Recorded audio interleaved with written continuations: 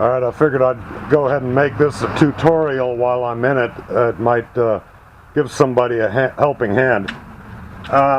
There's a new manifold. They come with some extra fittings on them. That'll just get tightened up, and the O2 sensor one, take that one out.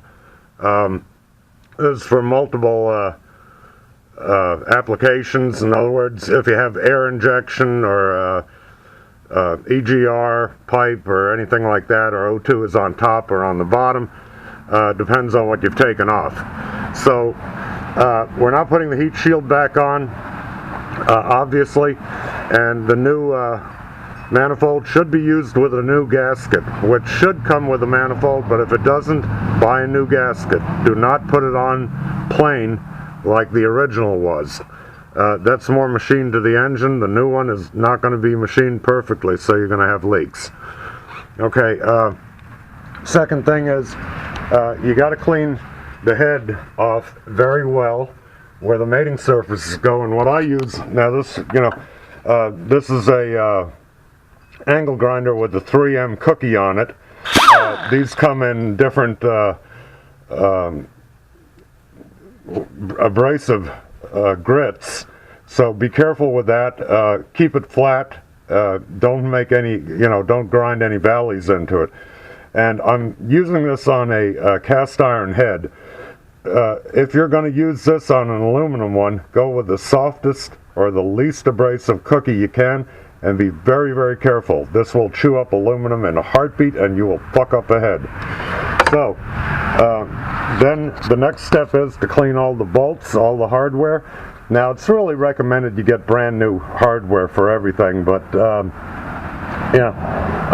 just not going to put that into it, so I'm going to wire wheel on the bench grinder all the threads. I'm going to coat them with anti-seize when I put them in and torque them down.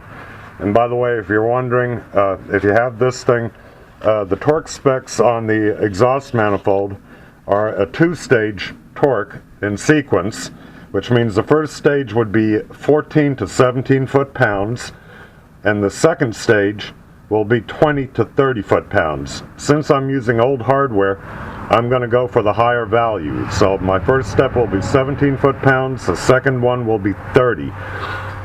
You're going to do it in a rotational torque from the inside bolts moving outward, going back and forth until you're done.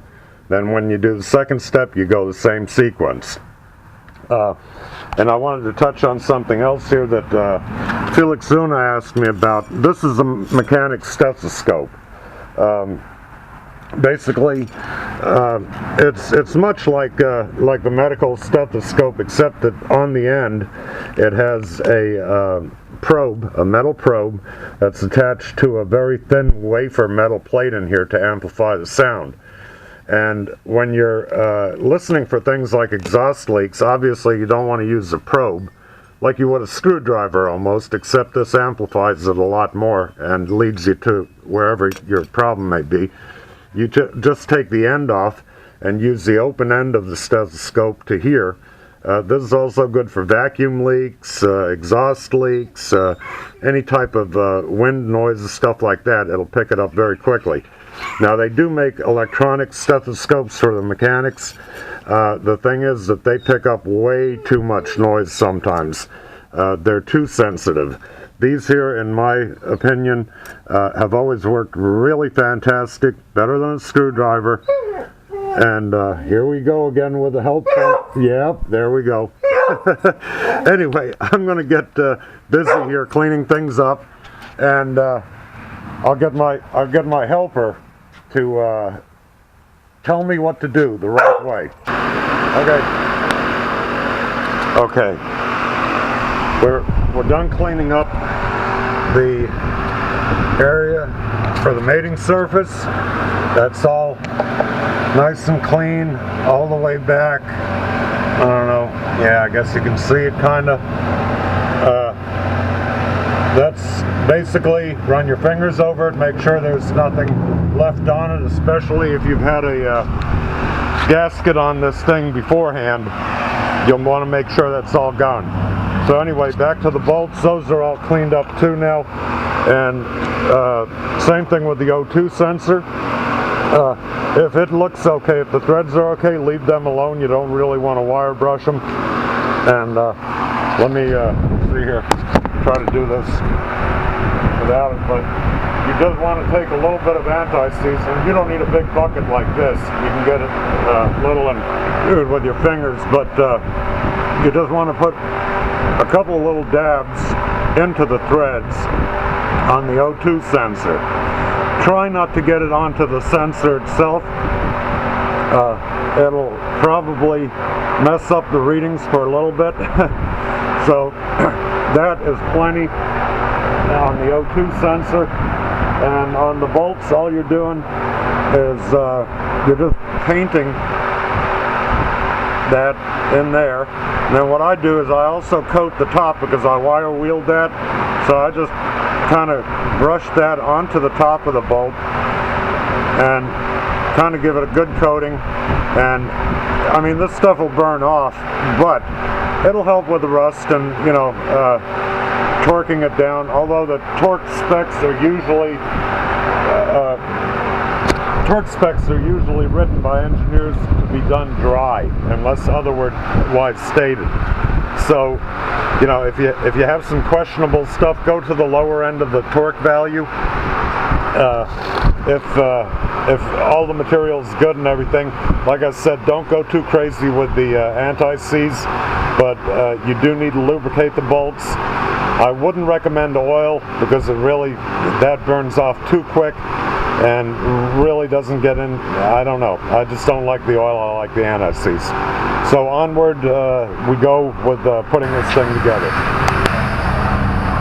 Okay, as an aside here, I must humbly apologize to YouTube, Google, Facebook, Twitter, and a few others, the LGBTQRSTUV community, SJWs, feminists, for my discretion here of calling this truck her and she all the time.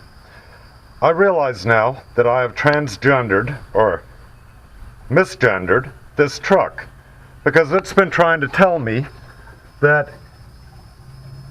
it's trans fluid all the time. This ought to get me on the bad boy list. Anyway, continuing on with the job. So there we are. And there's that manifold way down in there.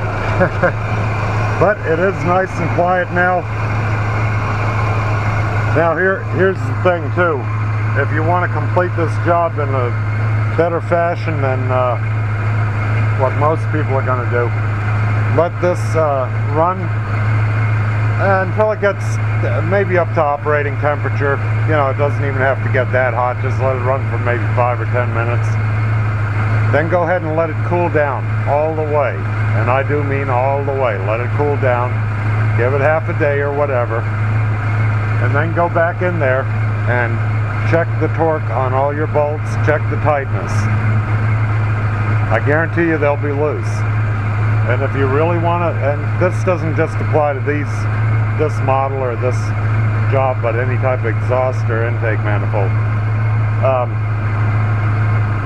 After about 150, 200 miles, go ahead and check those nuts and bolts again. Tighten them as needed, and I'm pretty sure they will need a little bit of tightening because of expansion and contraction, seating the gasket now. They will become loose.